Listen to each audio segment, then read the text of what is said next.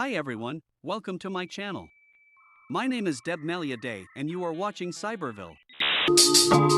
Yeah, it's all about protecting your data.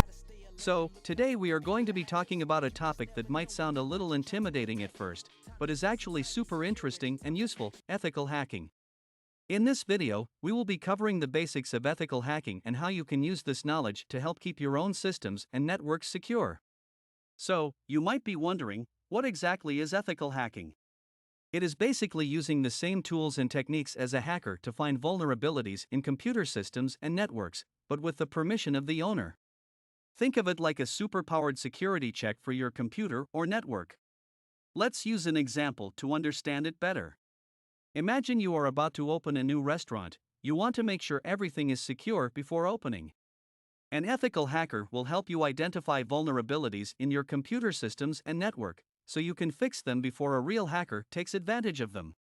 Now, before we get started, I want to make it clear that hacking without permission is illegal and can get you into a lot of trouble. So, always make sure you have permission before you start hacking away. Alright, so let us dive in. First, we will talk about some of the tools and techniques that ethical hackers use. Some popular tools include MAP for network mapping, Metasploit for exploit development, and Wireshark for packet analysis. It might sound a little complex, but do not worry, we will break it down. Next, we will go over the different phases of ethical hacking. The first phase is reconnaissance, where we gather information about the target. Then, we move on to scanning, where we use tools like MAP to identify open ports and services on the target. After that, we get to the fun part: exploitation, where we use tools like Metasploit to exploit vulnerabilities on the target. And finally, we have the reporting phase, where we document and report our findings to the owner. Now, I know that all of this might sound a little overwhelming, but do not worry. There are tons of resources out there to help you learn more about ethical hacking and all the tools and techniques that come with it. Another example is that ethical hackers are also hired by companies to simulate a real-world attack and test their defenses. By doing so, they can identify.